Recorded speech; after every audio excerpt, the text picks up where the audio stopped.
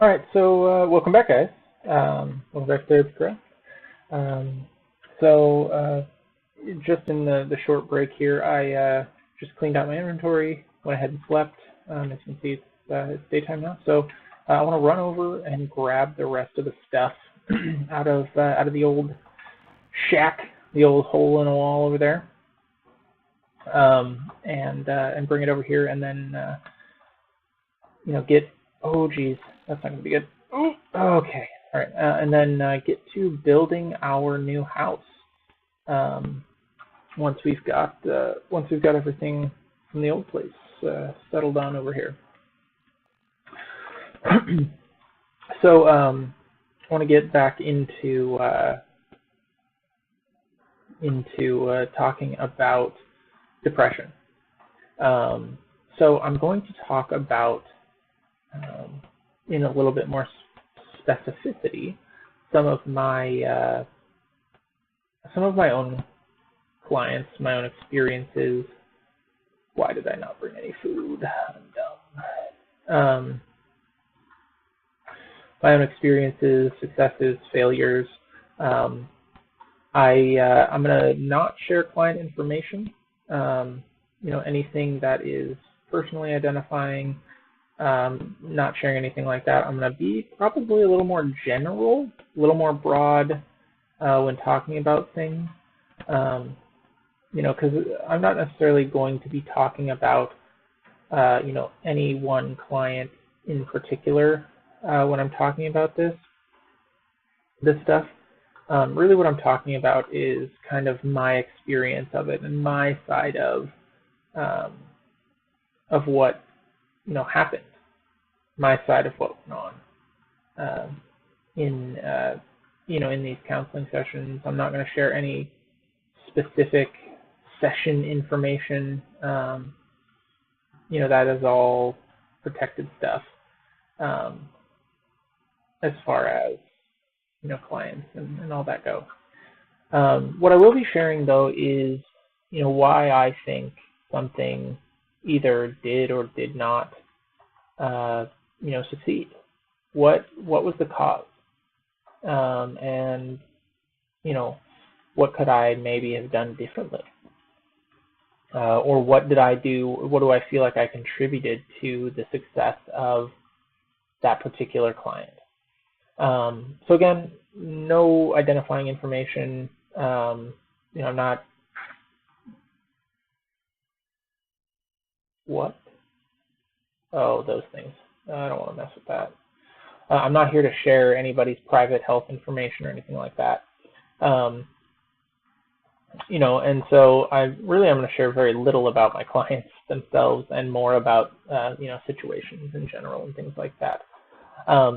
So getting into this a little bit, the first client that comes to mind as, and I'm going to start with a successful client. Well, the first client that comes to mind was a person who was really struggling with multiple things. So they really struggled with PTSD and with depression. Oh my God, that doesn't look. Oh, this doesn't look safe. Are they out to hurt me? Oh, I hope not. So struggled with PTSD and depression, both pretty severe when they first came in. And a big part of therapy for this person specifically was was going in and being able to take a look at what they can change, and making these changes for themselves. What can I do differently? How can I be, better at dealing with what I've got going on? And, a huge part of that in helping them change was adjusting how they think about the things that they do, how they think about the way that they interact with the world.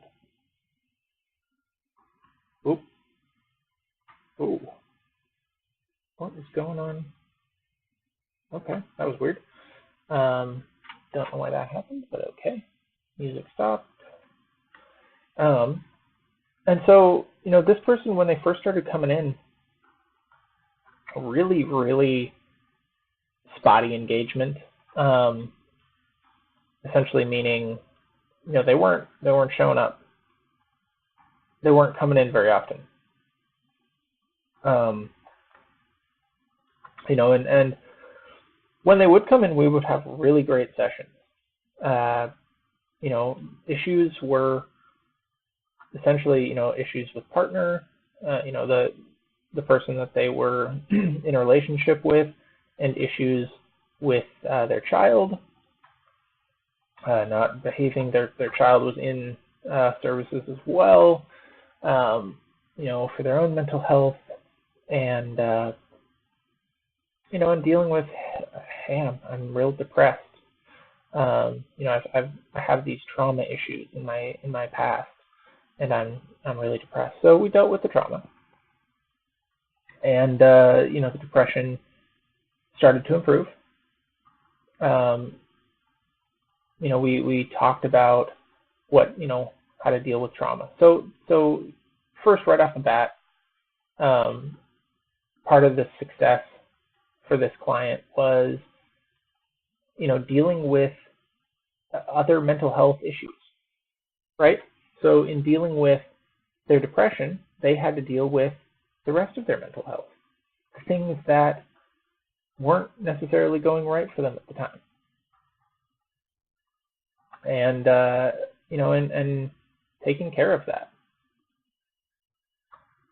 And that's pretty huge for a lot of people. Making sure that they are taking care of their own mental health.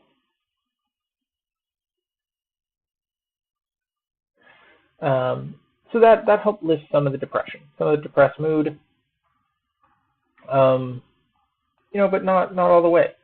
Engagement, still pretty spotty. Understandable.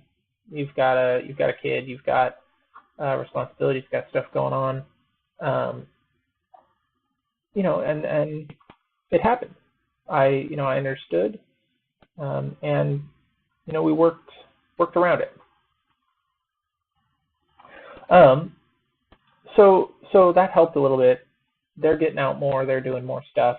So that was what I would say is one of the first successes, is effectively dealing with everything else. Dealing with the more intense stuff.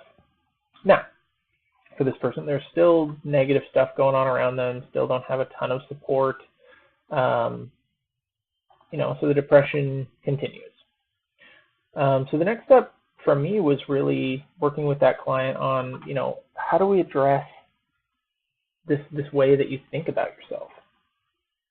Because there was a lot of negative thoughts going on. There was a lot of negativity for this person in what they thought of themselves as a parent, as as a person in a relationship. And guys, when you're in a negative relationship and you've got somebody telling you that you're a terrible person, that you're not a good parent, you can't do anything right, it's really hard to get out of that mindset. And so a big piece of therapy with this person was getting out of that mindset. How do we change that mindset for you? What do we need to do? What do we need to have be different so that you can get away from that? Get away from that thinking. And for this person, it ends up not being all that challenging. One of the big things that we work on, and this is something that drives me bonkers for a lot of people, because a lot of people do this, is a lot of people apologize. Say I'm sorry for no reason. Literally anything, any reason at all.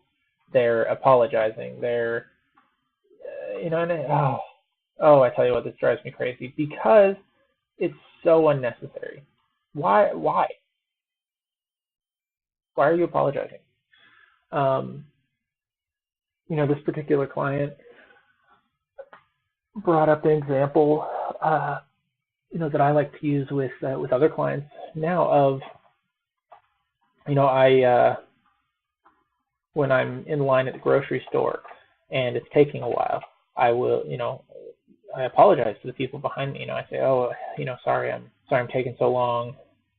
I feel bad, I feel embarrassed, and I feel like I need to apologize. And I said, why would you feel like you need to apologize for that?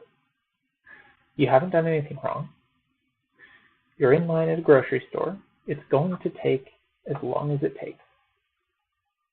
And that has actually turned into quite a common theme with some of my clients. It's going to take as long as it takes. And the people in line behind you, they know that. Now, granted, the clients that I work with, they are on, support programs like WIC, like, food stamps. And these kinds of things, guess what? They take time. They take time to manage. They take time to get everything rung up and taken care of. And you know what? That's okay. It's not their fault. It is what it is, and it's going to take as long as it takes. And so what I had this person do is work on quit saying it. Stop apologizing. Just don't. If you feel like you need to say something, you can say, oh, thank you for being so patient.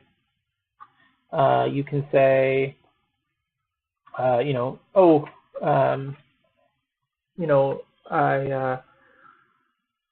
say you bump into somebody. Oh, excuse me. Again, we're staying away from the words, I'm sorry. Unless it's absolutely necessary, unless you actually did something to harm someone else, don't say it, because it's not needed. And I think that's something that everybody should take away from this, should take away in this world, because it really bugs me, and I see it a lot, at work. A lot of my coworkers will just apologize. You almost run into somebody, in the hall. You pull the door, they pull the door, or, you pull, they push, and door swings wide open. You're both experiencing the same thing. You're both having the same experience in that moment of, oh, oops. And one person apologizes? Why? Why apologize? It's completely unnecessary to do so. And it's an interesting comment on society that that we feel we need to do this. Really. And granted, the place that I work, and this again another comment on society, the place that I work, mostly women. There are a lot of females in the counseling profession, and that is what it is. They feel like they need to apologize. And again, I see it and I get frustrated. I really do. It really frustrates me because no one should be apologizing for something like that didn't hurt anybody. No one was killed, no one was injured, no one was, anything. But they're apologizing. And it's like I said, unnecessary, not needed. I don't need an apology. That other person, should we just both apologize? Then what's the point? If both people are apologizing, what's the point? There really is none. And so that's what frustrates me most about this. We run out of, actually I'm going to keep that. We run out of things that we should be apologizing for. And people are still apologizing. And honestly, I don't know why. So yeah, she stopped. I'm going to get back to to my client, they stopped apologizing so much. Only when necessary, only when they'd actually done something that required an apology. And guess what? They started feeling better about themselves, about their situation, because they're not apologizing all the time. They're not, taking part in this weird ritual that, society has created for us. In apologizing for things that don't need an apology. So that's something I work on with a number of my clients. I did it just the other day with a client. We worked on stop apologizing so much. Just don't do it. Just stop. Nobody's going to hate you. Nobody's going to be upset with you. Nobody is going to look down on you because you didn't apologize. So just don't.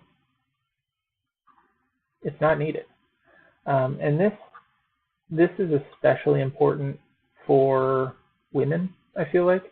All you ladies out there, don't let society force you into doing something that you don't want to do. It's so prevalent with women.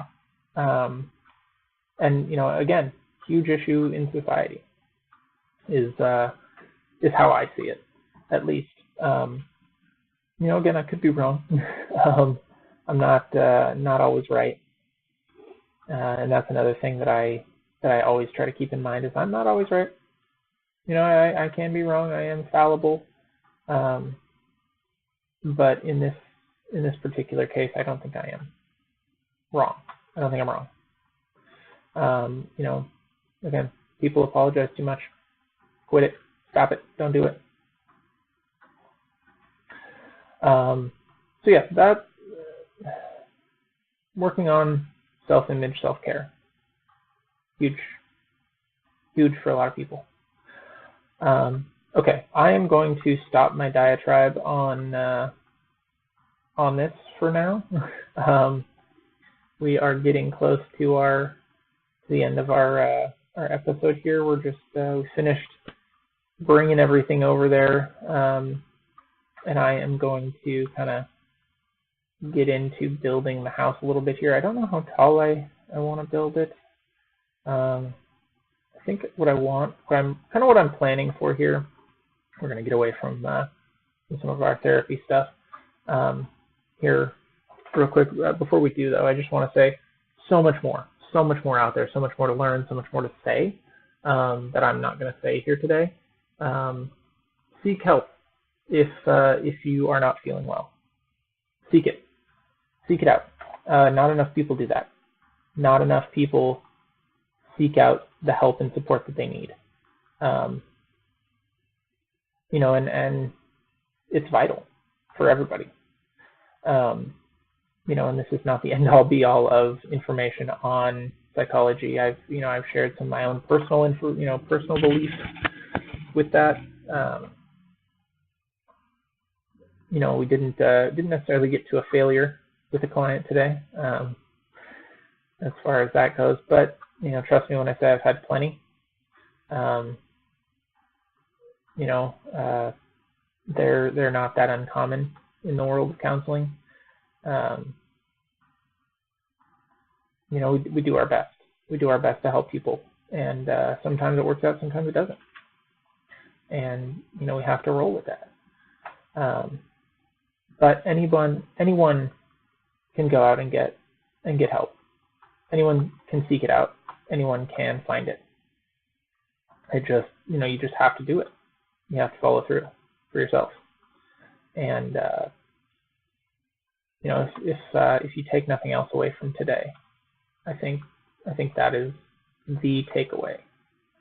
Is get the help that you need. But yeah, we are coming towards the end here of this particular episode. I'm trying to keep them in the 20-minute range. I know the last couple I don't I don't think they've been in that range at all. Just so happens to be working on about a two-day Minecraft schedule I see here. Before we go, I'm gonna just kind of give a little idea on what I'm thinking about here. So we got the entrance here, as you can see. I'm probably gonna, I think I might go with a little bit more, a couple more layers of this here. I don't know. We'll see. We'll see what it looks like. But I want some stairs right here. We're gonna go with a second level, and getting that going. We're gonna sleep real quick, get the night off of us. But yeah, we're gonna get a second level going. I want some windows. We'll probably add those later. This has some big windows. I kind of like that. I like having a lot of windows in my builds. But definitely stairs, second level, to kind of expand some of this, give us a little bit more storage. We might make a basement at some point, but for now we're going to do one level, kind of cram everything in so that we can start potentially hammering away on some of these quests here. Did I pick up a loot bag here? I did. Blind bag 6811. So why don't we end today with a loot bag? Just one nice bag. It'll be good. We'll end our episode on this. So let us go ahead and just, we're gonna, yep, okay, all right, yep, here we go, ready, 1, 2, 3. Redstone alloy. I feel like I found some of that somewhere already. Okay, decent. I've never really used Ender IO too much. So that might actually be a cool thing to get into at some point. I do want to do some of this once we get our house up and running. But I think this is where we're going to leave it off for today. Get some apples, get that hunger back. So yeah, guys, I hope I hope you learned a little bit here. I hope you were able to maybe take something away from this chat. Again, if nothing else, taking away the idea that if you need help, seek it. Go for it. Don't feel like like you can't, because you definitely can. In Washington, the age of 13 is you can come in and seek services for yourself. Check your local laws, because a lot of them, confidentiality applies to people at a much younger age than you think. As long as you, things like suicide, hurting other people, abuse things with adults and protected adults and children, those kind of things need to be reported. But outside of that, nobody's going to say anything. You can go in and talk about being depressed and what kind of help that you want, that you feel like you need, and nobody's going to judge you. Nobody's going to tell your parents. Nobody's going to tell your friends.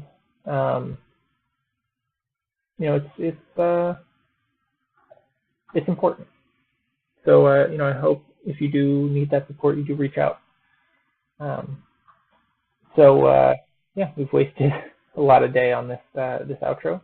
I think next time we come back, we are going to get into building. I'm not going to have a mental health topic this next week. This next couple of videos, this next set of videos, I don't think, just because I want to take some time to build and talk about Minecrafty stuff for a little while. Maybe by the time, because I am recording in a batch here to get some videos out, maybe by the time we get to the next batch recording session, we'll have some topics that people want to talk about. If not, I will definitely bring my own, and we will see what we can get out there and what information we can share. So I hope everybody does have a wonderful day and a wonderful week.